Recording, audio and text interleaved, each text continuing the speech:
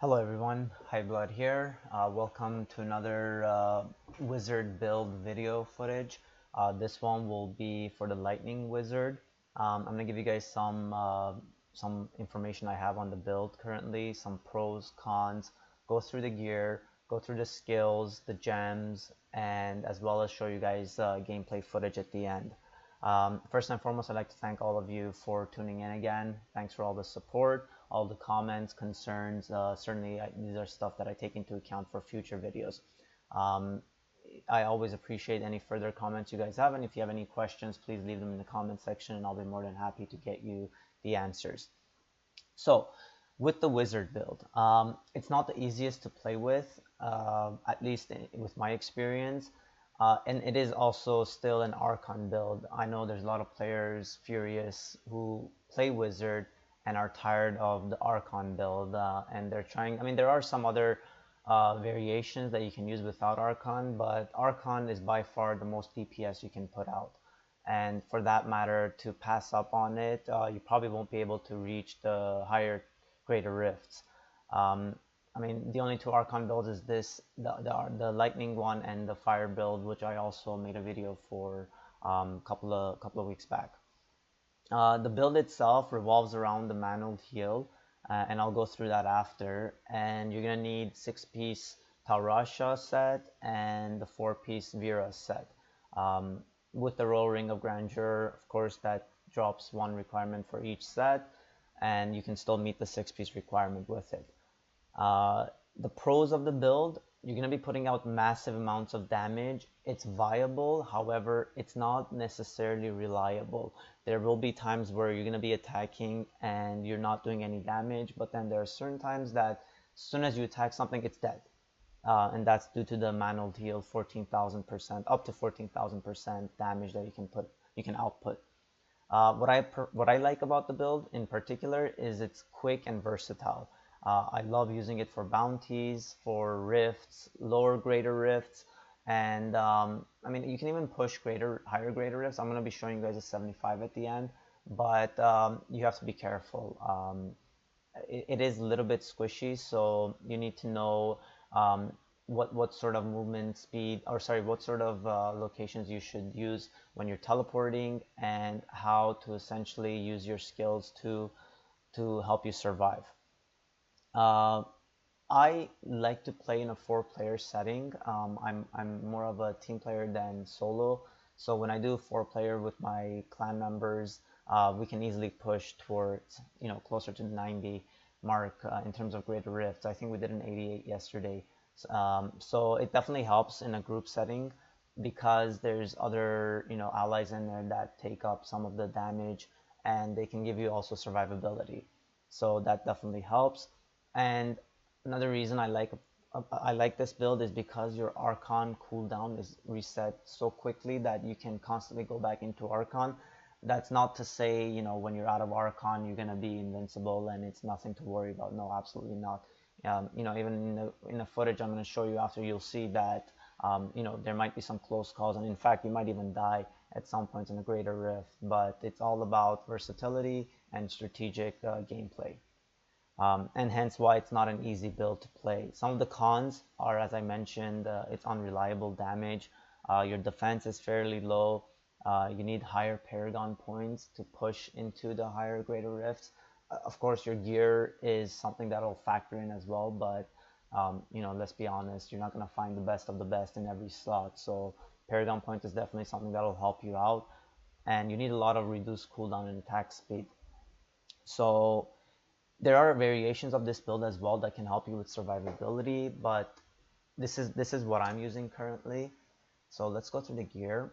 I'm using Vera's shoulders, Vera's gloves, as well as Vera's boots. So these three with the Royal Ring of Grandeur gives me the 4-set bonus, which gives me access to all of the Archon ruins as well as attack speed. Which increases, or Archon stacks, which increases attack speed, armor, and resistance by 1%. Attack speed, as I mentioned, is very important. The shoulders, I got int, all res, life percentage. Ideally, you would want vitality on this with reduced cooldown. That's a must. For the gloves, reduce cooldown is a must. Crit chance, crit damage, int. You could also switch this over with your Taurasha glove if you have a better Taurasha glove, and switch maybe the pants into Vera's pants. And then for the boots, int white, all res armor, and I'm using Vera's. In terms of my helmet, Taurasha's, again, it's interchangeable with Vera's, but just make sure you hit the 6 set bonus at the end. In this case, I rolled pretty good. Int white, crit chance 6%, and it's ancient. The chest must be Taurasha's. You can't use Vera's in this slot. Taurasha is best in slot because of the attack speed. Ideally, you would want it to be ancient as well, but in this case, you want int white, attack speed, and armor. Pants, I'm using Taurasha's int white armor. Ideally, I'd want it to be ancient. And my offhand is ancient. I rolled pretty good on it. It could be better, but what I decided to do with this is I rolled int white, crit chance, reduce cooldown, so I got rid of the arcane on crit. Some people prefer to keep that and get rid of the vitality. However, that is something that's totally up to you. I think 950 vitality is too good to pass on for 3 or 4 arcane on crit. And mind you, that also factors into, do you run out of arcane when you're out of Archon mode? I don't necessarily have the problem, because when you're out of Archon mode, if you have enough cooldown, it's not going to take you much time to go back into it. But some people prefer to have the arcane on crit, so I went with the vitality. My amulet, Taurasha's cooldown, of course, you'd ideally want crit chance and crit damage, but I got intelligence and crit damage because I had to roll for a socket. Bracers, you have to use this one, Ashengar's Blood Bracers, which gives you increased potency of your shield, and you can roll lightning skill damage increase on it, so that's definitely a must. This you can change with the Parthon's Defenders if you want to go with more defense, but then you would have to change your ring to Halo of Arlis and equipped ice armor with crystallize, and that'll give you basically the armor and the defense that you need to survive more. However, I went with this particular setup because I prefer to have the obsidian ring for the reduced cooldown for my Archon. Belt, this is the only one in slot, and I got a fairly good one. You want int white, life percentage armor, and I got 49 Archon stacks for that, so I doubt I will find a better one, but there's always hope. What else we got? We got manual heal. This is what this entire build revolves around. I got int, crit chance, crit damage, and a socket. Ideally, you'd want crit chance, crit damage, cooldown reduction. And my second ring, the obsidian ring of the Zodiac, this is exactly what you want on it. Attack speed, reduce cooldown, and crit chance. And the socket, so that's definitely something I probably will keep there because it's ancient, so I can augment it. However, this you can interchange with Royal Ring of Grandeur in the cube, so whichever one you get that's better, put that in here and cube the other one. Ideally, if you get the Royal Ring of Grandeur, I think you'd want crit chance, cooldown, and attack speed. I'm not sure if those particularly roll on it, but I have mine cube because you'd have to essentially do a lot of bounty runs to get it, but I'm not very lucky with it, so as soon as I got one, I threw it in the cube. My weapon is a Starfire. It rolled fairly well. Ideally, I'd want it to have intelligence, cooldown reduction, and attack speed with a socket, of course. In this case, I had to roll out something else for cooldown, so I kept the resource cost reduction, but yeah, if you get attack speed on it, that's perfect. However, this weapon is also interchangeable. I'm using it because I want that 14% increased damage for enemies that are 10 yards from where you are to a maximum of 40 yards. You could also use the Pig Stickler because you can roll attack speed on it as well. And then you can put the Starfire in your cube, or you can use the Ingium, helps with cooldown reduction, and again you get attack speed on it. You'd want cooldown reduction as well, and again you put the Starfire in the cube. If you have all three, pick the one that's ancient with the most damage. In this case, because I got lucky with this, I put this. However, I currently have in my cube the furnace. So this is because if I'm ever doing higher greater risks with my clan, you know, when you hit the 88s to 90s, the Rift Guardian will probably have 200 trillion health. So this definitely helps with that. But most people argue that, you know, with your manual heal, you're putting out up to 14,000% damage. So really another 50%. But, you know, I beg to differ. I prefer to use it, but it's not written in stone. You can use one of these and throw this in here, but this is what I have. And since we're here, of course you want the Swami for stacks to carry into your Archon mode once you come out of it, and the Roll Ring of Grandeur. In terms of gems, you want cooldown reduction and int in your chest and your pants. Your other gems, you want the Goluk of Swiftness, you want Bane of Trapped, and you want Zaya's Stone of Vengeance. This will help increase your damage for enemies that are further away from you. The Goluk, of course, gives you attack speed, which helps with your damage output, dodge chance, and again gain cooldown, so you can quickly go back into Archon. And Bane of Trapped, anytime they're stunned, you can do more damage to the enemies. And you also gain movement speed. So that's the setup I have currently. My Paragon points, you want to go with movement speed, arcane power, and intelligence. Then you want crit damage, crit chance, or sorry, you want primarily cooldown reduction, attack speed, then crit damage, and then crit chance. And then you want, for your next one, you want life percentage, armor, or armor life percentage, depending on what sort of gear you have, all res, and life regen. And then you want your cooldown reduction in the final one, area damage, life percentage, and gold find. My follower, it's the same setup as my Firebird set, so it's the freeze build stun. You want your freeze shield, you want this weapon, the Ongjong Do, with lightning damage on it, the Essence of Jordan as your amulet, Weird Word, and Oculus Ring. Basically, you want to maximize block chance on them. To trigger it, you want to increase cooldown reduction and attack speed on any piece of gear that you possibly can. Alright.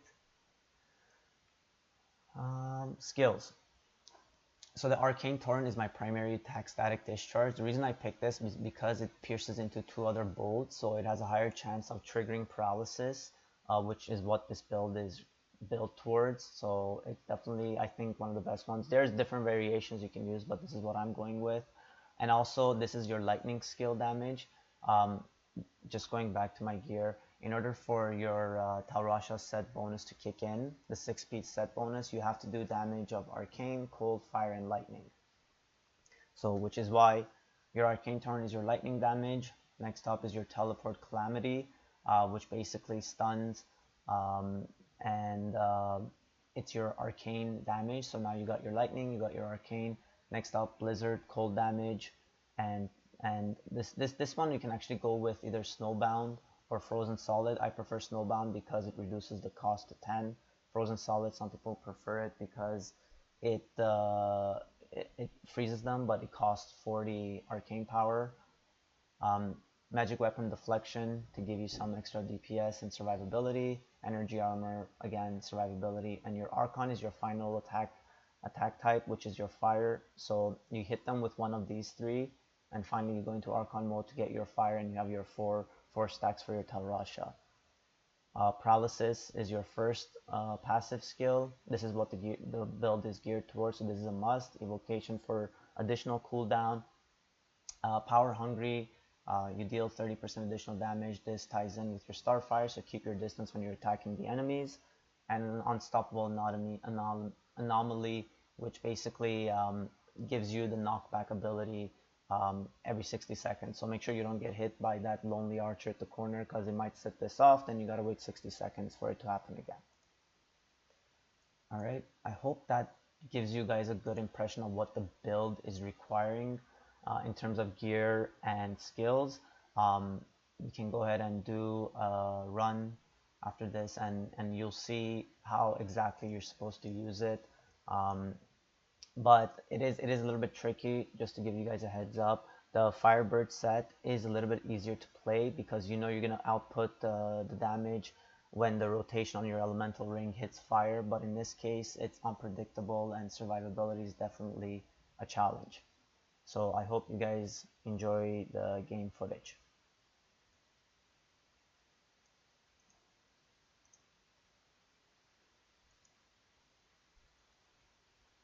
So basically, what you want to do is as soon as you come in, you put your two skills on, you put your magic weapon and your armor, then you find enemies, you hit them with your first attack, you hit them with the second one, you teleport into them, you go into Archon. As you notice, there's a 4-piece set.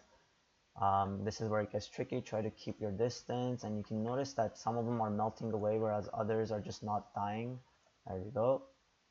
So that's the reliability aspect of it. You don't know what sort of damage you're going to output. Oh, and don't forget to put your bubble up for your Archon. Oh, and we're out, so let's reset it. So if you notice, I still have Arcane Power, and I have Archon up, so that's one reason I rolled Vitality on my offhand. So, and I can show you guys what sort of damage I'm outputting right now. So I'm close to 3 million.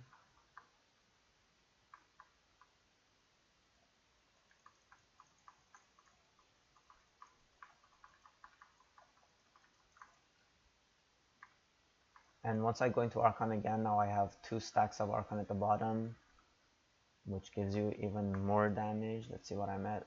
So there you go, 2.9. So now it's all about finding, there we go.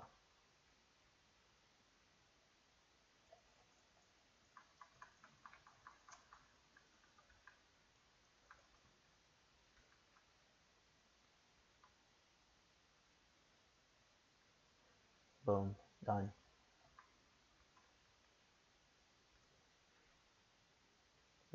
Look at that, guys. Look at that. That's what I'm talking about. And that's the same thing with whether you do, a Greater Rift 75 or an 80. The damage output will still make them melt. It's just the survivability you have to worry about. So, yeah, the gear can only get so good. With Paragon points, it'll help you with survivability.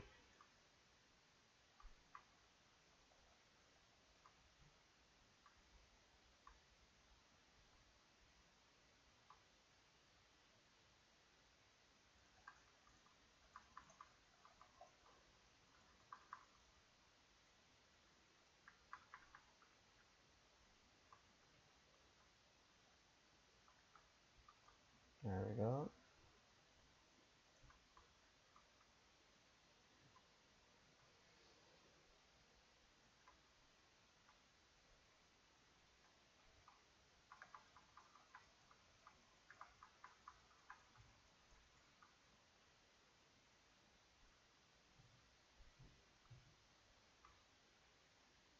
Dead end. Let's go the other way. What do you guys think of this build?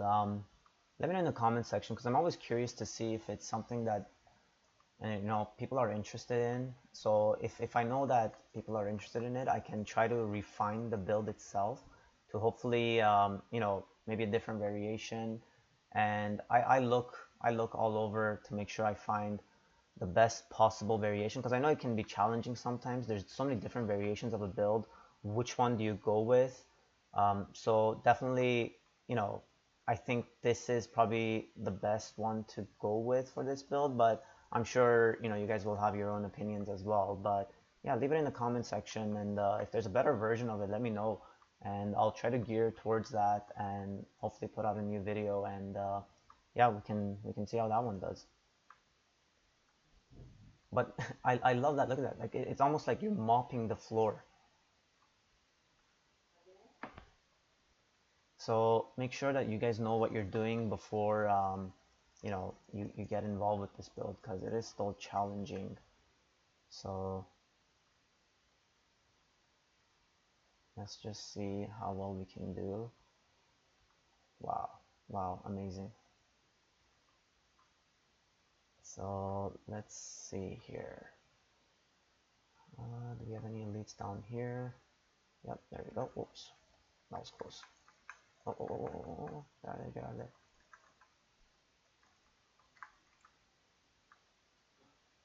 That was definitely a close call. There we go. Let's head down this way. Oh, we have a power shrine. Not that we need it, but sure. Let's see what my damage is. Oh, let's not die trying to check damage, but okay, elites. We need elites. We need elites. Let's see here. So I want to make sure. Oh, there we go. We got an elite. That's time for Archon to run out. There's a lot happening here. There we go. Okay. Come on. Keep your distance from it to maximize the damage output. The further they are from you, the more damage you'll do to them. Alright, we just need probably one more. Oh, let's get our Archon back up here. Probably need just one more pack to set off the Guardian here. Well, unless we get a lot of trash mouths, then maybe we can even set it up with that. Oh, no, we got something.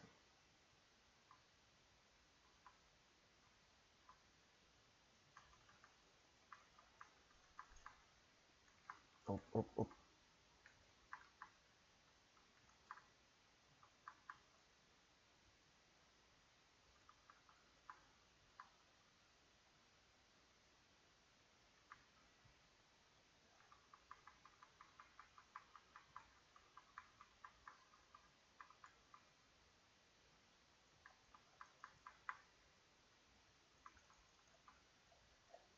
Let's grab some of these globes. There we go. Okay, here we go. Look at his health. Look at his health, guys. Look at his health. So this is where it's a little bit unreliable. You saw how quickly it was going down, but then all of a sudden, nothing. Oh my god. Story of my life.